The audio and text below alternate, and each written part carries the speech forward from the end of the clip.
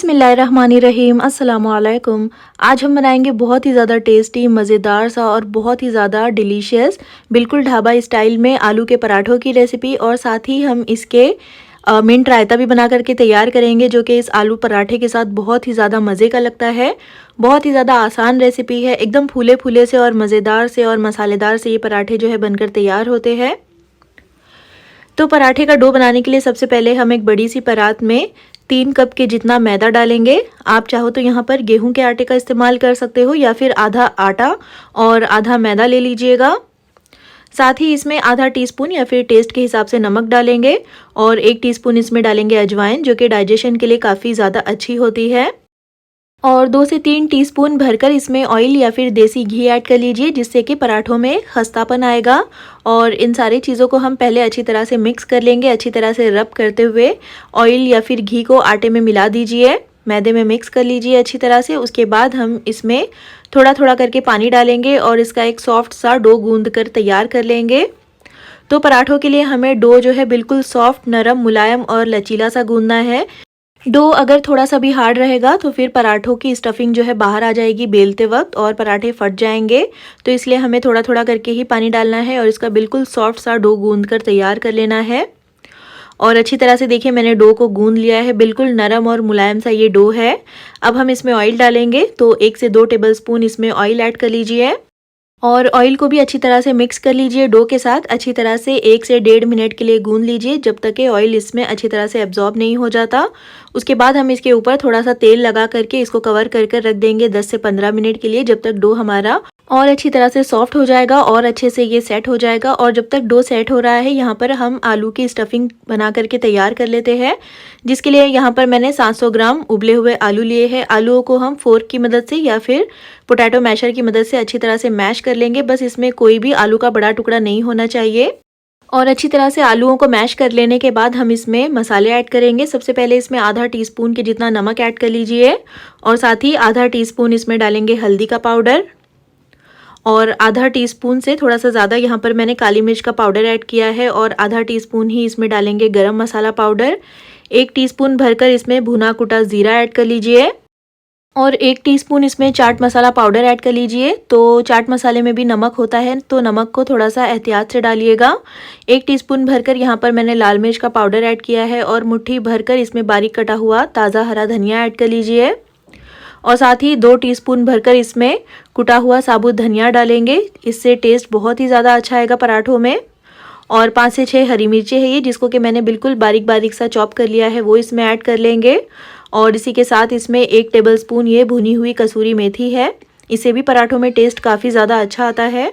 अब इन सारे मसालों को हम अच्छी तरह से आलू के साथ मिक्स कर लेंगे और अच्छी तरह से मिला दीजिए। और इस पॉइंट पर आप चेक कर लीजिएगा, नमक या फिर मिर्चें आपको टेस्ट करना हो तो फिर टेस्ट कर लीजिएगा।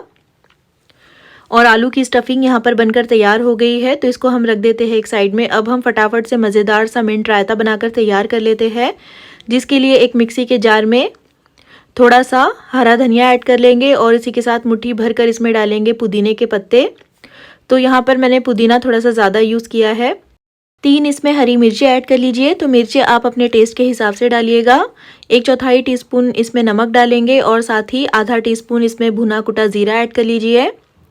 और अब इसमें दही डालेंगे, तो 1 कप भरकर यहाँ पर मैंने ताज़ा दही लिया है, वो इसमें ऐड कर लेंगे। और साथ ही इसमें आधा नींबू का रस ऐड कर लीजिए, जिससे कि बहुत ही ज़बरदस्त सा टेस्ट आता है रायते में। और इन सारी चीज़ों को अच्छी तरह से ब्लेंड कर लीजिए। तो इसमें पानी वगैरह मत डालिएगा, क्योंकि हमने इसमें दही डाला है। और इस तरह से हमें इसको दरदरा सा ही पीसना है। पुदीना बिल्कुल पेस्ट मत बनाइएगा, इसी तरह से इसको मोटा मोटा सा ही रखिएगा, तो टेस्ट बहुत ही ज़्यादा अच्छा आएगा। अब इसको हम रख देंगे एक साइड में। अब हम आ जाते हैं डो की तरफ। तो यहाँ पर 15 मिनट में डो भी काफ़ी अच्छे से ढल गया है, अच्छी तरह से ये सॉफ्ट हो गया है। तो एक बार फिर से इसको मसल कर चिकना कर लीजिए और उसके बाद हम इसके पेड़े बना लेंगे। तो इस तरह से थोड़ा थोड़ा सा पोर्शन हाथों में लेकर के पहले इसको राउंड बॉल बना लीजिए और इस तरह से हम सारे ही बॉल बनाते जाएंगे और एक साइड में रखते जाएंगे। तो तकरीबन 4 से 5 इस तरह से बॉल मैंने बनाकर तैयार कर लिए हैं। अब हम चलते हैं इसको बेलने की तरफ। तो एक पेड़ा लेकर के हम इसको पहले सूखे मैदे में डस्ट कर लेंगे, कोट कर लेंगे अच्छी तरह से और उसके बाद हम इसको बेलेंगे। तो हमें इसको बहुत ज़्यादा पतला नहीं बेलना है, बस किनारों को पतला करिएगा और सेंटर से ये थोड़ा सा मोटा ही रहेगा। और उसके बाद ये जो आलू की स्टफिंग है उसका भी हम इस तरह से बॉल बना करके इसके सेंटर में रख देंगे और इसके पूरे किनारों को उठा करके एक जगह पर इकट्ठा कर लीजिए और अच्छी तरह से इसको पिंच कर लीजिए ताकि अच्छे से ये सील हो जाए। तो अच्छी तरह से इसको दबाइएगा वरना फिर पराठा जो है बेलते वक्त खुल जाएगा। और उसके बाद इसको प्रेस करते हुए स्टफिंग को हर तरफ अच्छी तरह से फैला दीजिए। उसके बाद हम फिर से थोड़ा सा सूखा मैदा डालेंगे और अब हम इसको बेलेंगे। तो अब की बार हमें इसको हल्के हाथों से बेलना है, बहुत ज़्यादा इसके ऊपर प्रेशर मत डालिएगा। और अब की बार हमें इसको बहुत ज़्यादा पतला नहीं बेलना है, बस मीडियम थिकनेस का इसको रखेंगे, देखिए इस तरह से। और उसके बाद हम इसको गरम तवे पर डालकर सेकेंगे। तो मीडियम टू हाई फ्लेम पर रखिएगा फ्लेम को और इसको कुछ देर के लिए इसी तरह से सिकने दीजिए। और जब एक तरफ से पराठा थोड़ा सा सिक जाएगा तो हम इसकी साइड्स को चेंज कर लेंगे और दूसरी तरफ से भी थोड़ा सा इसको पकने दीजिए। उसके बाद हम इसको फिर से पलट देंगे और पराठे को हमें मीडियम टू हाई फ्लेम पर ही सेकना है। तो फिर से इसको पलटने के बाद हम इसके ऊपर थोड़ा सा ऑयल या फिर घी लगाएंगे, अच्छी तरह से फैला दीजिए। उसके बाद हम फिर से पराठे को पलट देंगे और दूसरी तरफ से भी हमें थोड़ा सा घी या फिर ऑयल लगाना है। और अब की बार जब हम पराठे को पलटेंगे तो ये बहुत अच्छे से फूलने लग जाएगा, अच्छी तरह से ये सिकने लग जाएगा। तो हमें इसको अलटते पलटते हुए जब तक पका लेना है जब तक कि पराठा अच्छी तरह से पक नहीं जाता और अच्छी तरह से इसके ऊपर मार्क्स नहीं आ जाते। और देखिए बहुत अच्छे से ये पराठा जो है फूल जाता है, बहुत अच्छे से, क्योंकि हमने इसका डो बनाया है और अच्छी तरह से इसको इसकी स्टफिंग को सील भी किया है। तो बहुत अच्छे से ये फूलता है और बहुत ही फूले फूले से और मज़ेदार से और मसालेदार से हमारे आलू के पराठे जो है बनकर तैयार हो जाते हैं। और स्टफिंग भी देखिए कितनी ज़बरदस्त लग रही है, कहीं से भी पराठा जो है वो खाली नहीं है।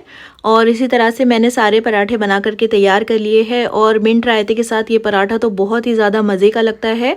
तो सुबह के नाश्ते के लिए एक बार इस पराठे की रेसिपी को ट्राई ज़रूर कीजिएगा और अगर रेसिपी पसंद आई हो तो प्लीज़ इसको लाइक और चैनल को सब्सक्राइब करना बिल्कुल भी मत भूलिएगा। फिर इंशाल्लाह मिलते हैं नेक्स्ट वीडियो में एक और बहुत ही अच्छी सी रेसिपी के साथ। तब तक के लिए अल्लाह हाफिज़।